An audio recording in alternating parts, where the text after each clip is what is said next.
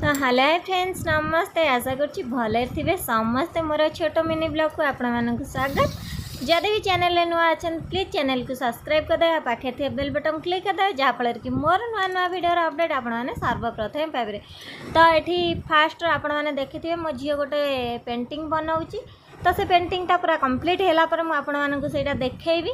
तो मो झी जे पेंटिंग बनाला से कतर आसला मोर रोषेईवास कार्यक्रम लगी पड़ी जेहेतु आज रोषे बनइबार खरा बेलर कोबी तरकारी आउ कदली राई।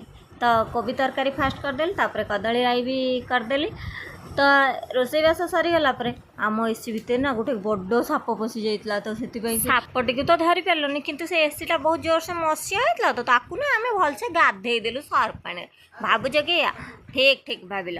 तापर मो झील ये तार रेनिकोटा को भांगियार व्यस्त अच्छी आम कालू खाइब बोली नान जहल हो आम कालू गोटे बोतल नहीं जाइए मम्मी ताको गोईठा मारी फोपाड़ी। तो ये मो झील ना जो ड्रॉइंगटा बनई तार फाइनाल लुकटा आपण मैंने देखिपे तार निज फोटो।